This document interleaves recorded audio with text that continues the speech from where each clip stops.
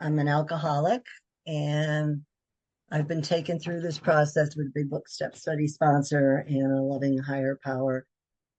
Made most of my amends, stand ready to make any more that crop up, and try to live 10, 11, and 12 to the best of my willingness on a daily basis.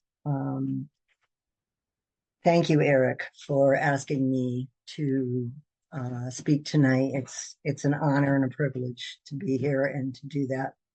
Um, Everybody, bear with me because I do have bullet points, so I'll be looking down a little bit. I'm not at the point yet where I can just speak without worrying about what I'm saying. So be patient with me. Um, when I got to step 10, I was just like a babe and, a little baby who was being led by my sponsor to do all these things, read and write and all those things that I had never thought that I would need to do. And I just was so desperate to get out of my alcoholic um, behavior and mind that I was willing to do anything. But then when it came to, you know, and she kind of turned me loose after a certain amount of time, after certain steps, and that's fine because that's generally what happens. When I realized what step 10 was, and that we had to go about taking a continuous inventory, and if we had harmed anyone, to make amends again. I was kind of PO'd. I had to do a resentment to God because I thought, I just did all this work. What are you talking about? Now I got to listen to, I got to tell everybody, talk to someone and tell them the crappy stuff I did today. But, this, and step 10, I believe, is, you know, a result or a lead up to, from the other steps that, we're at the point after, and somebody said this in a meeting, and I just love it. And I say it all the time. Steps 1 through 3 were giving it up. Steps 4 through 6 were cleaning it up. 7 through 9 we're patching it up. And then 10, 11, and 12, we're at the point where we can live it up now. So I just love that. And I think that that is a very, very good description of how we handle each one of these steps. And when we get to 10, we're supposed to be able to live it up. You know, and we have all, as alcoholics, I'm sure I don't speak just for myself, but we've all had hangovers, physical hangovers where we were sick as dogs after, a night of drinking. But there's another kind of hangover that we can have. It's an emotional hangover. And that happens when it's a result of negative feelings and negative emotions that we have: fear, resentment, anger. So therefore, we have to admit our correction of errors now at the time that it happens. I always use the excuse, oh, well, I don't want to bother somebody, and call them to do a 10 because, they might be working or they might be eating dinner. I always used an excuse for a long time. I did not do 10s. And it became something that I realized was self-seeking. It was me being going on my own self-will and saying, nope, I'm not doing it because I don't want to bother anybody. That was a crock, obviously a crock, because it does, nobody, and if they aren't available, they will let you know, or they just won't answer the phone and you just keep trying. So that's part of what I've had to learn. And we did our inventory, which enabled us to kind of settle our past and make peace with ourselves and other people that we deal with on a daily basis. One of the most important spiritual ideas that I believe has to do with step 10 is that, every time we get disturbed or angry or resentful for whatever reason, there's something wrong with us. Um, and it's something that we have to address. Um, let's see. And the reason I have to do regular inventories is because, I have not fully, I'm still working on it. I have not fully developed the habit of self-appraisal. I, what I'm doing wrong. And then I think that once it becomes ingrained in our minds and bodies that this is a necessary chore, if you will, or a necessary um, duty that we have to fulfill, then it becomes something that we're doing on a regular basis and not having difficulty doing it. And instead of setting it as something apart from our recovery, we incorporate it into our recovery. And that's very, very important, I think. And this is all my thoughts and how I see step 10. Um, I've done I do nightly inventories on my computer, and not every night, but I do them, and then I send them off to another alcoholic or somebody, if need be, and it's something that I can address during the day, then I pick up the phone and call someone and say, do you have time for a 10? And I try to be available for anybody that, calls me for a 10. There have been a couple of times when I said, oh, I just want to let the phone ring. I'm eating. I don't want to pick it up. But that is not the way God wants us to behave. He wants us to be available to help others. That's the whole gist of this, of what, Bill and Dr. Silkworth said. It's to help others. Um, so I do spot check inventories too, the ones that are just what kind of um, what kind is this? Is it a resentment, a fear, whatever. And and that's helped me to develop restraint when I wanted to go off on somebody or go off half cocked, like I, have the still have the ability to do, which I, you know, have done since I've been sober. And, and then we begin to see everyone, including ourselves, as somebody that's still emotionally ill. And that's what we need to work on, is our emotional illness. Um, and one of this is in the 11th step, but I love the part where it says, when we become agitated or doubtful, we pause, we take a breath, um, and ask God for the right thought or action. And that's part of it too. Do I need to make an amends? Can I get by with a written inventory that I'm going to send to somebody?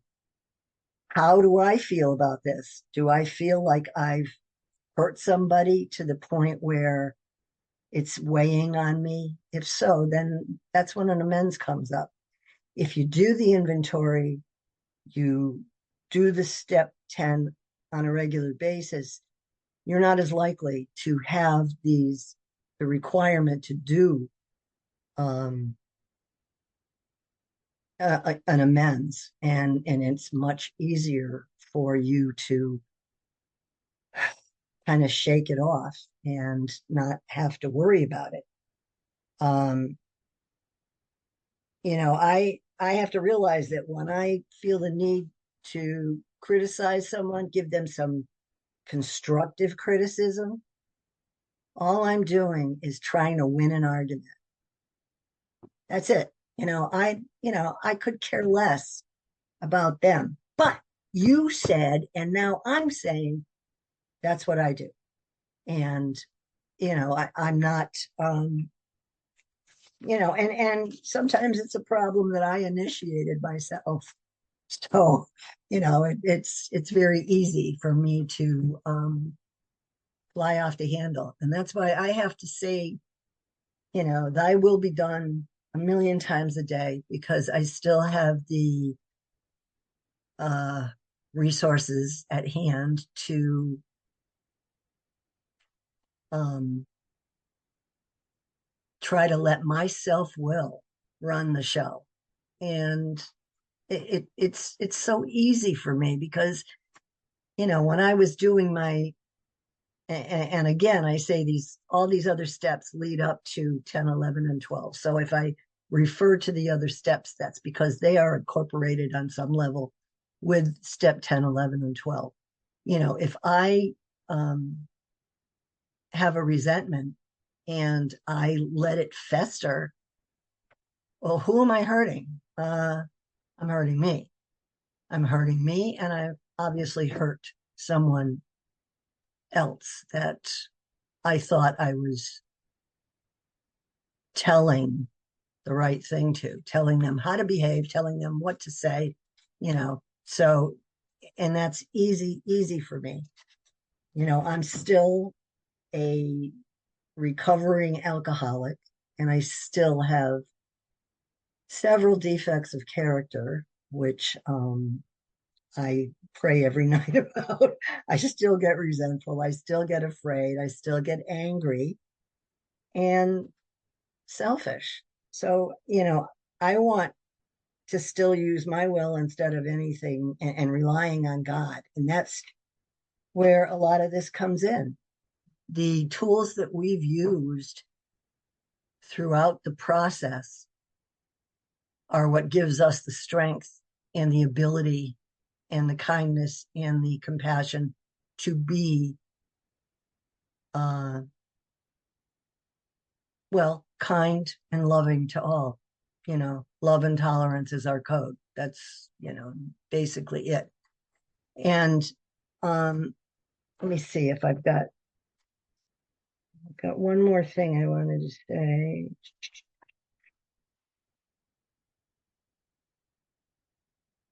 Yeah, I think step 10 is an ongoing process of honesty, um, visualizing your vulnerabilities. That's a big one for me. I have to visualize what I'm doing incorrectly and what needs to be done correctly so that I don't slide.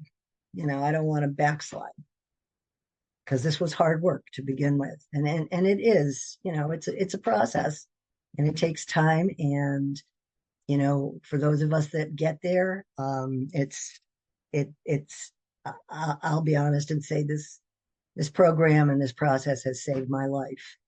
I'd be dead now if it wasn't for this. So, I, and part of doing step 10 is exposing yourself too. That's not easy to do. It really isn't, that you get to see the angry, darker side of yourself. And sometimes it's not too pretty. So we have to think about that as well. And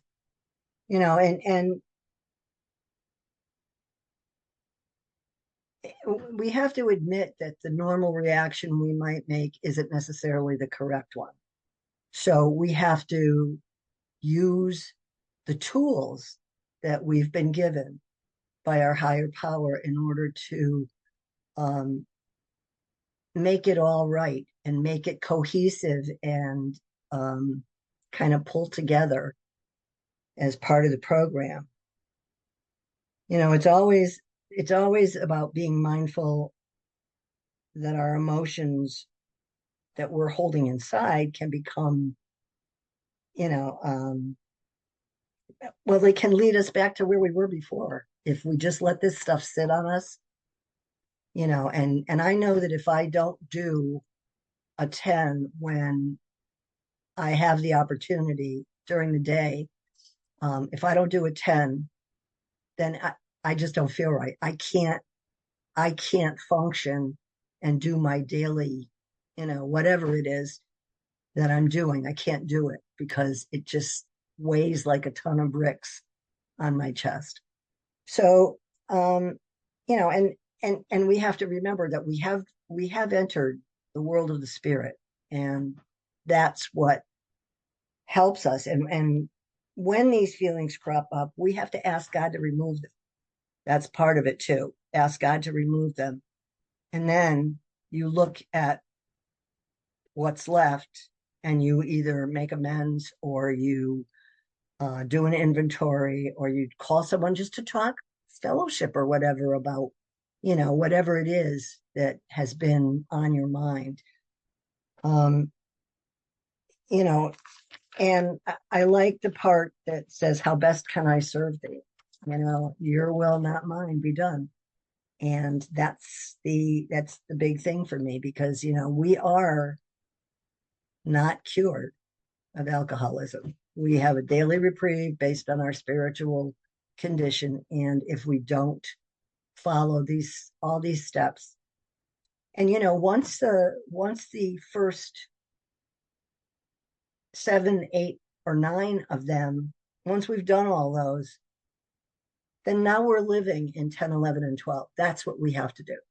We have to remember that we are not the director, we are the actor, we are not the father, we are the child, and we have to be as spiritually conscious as we can be and continue to work at that to keep our side of the street clean and not to hurt people, So I think I've covered. Let me just take a quick look. I think that's it. I hope that anybody that is doing this process or looking for a sponsor or is writing continues to do that, because at the end of it, let me tell you, it's all worth it. It is all worth it. And you will feel a lot different. You will feel the spirit of God be with you, and the life of someone who is recovering from being an alcoholic. So with that, I'm going to pass. I don't know how much time I took, but I hope somebody got something out of it. And with that, I'll pass. Thank you very much.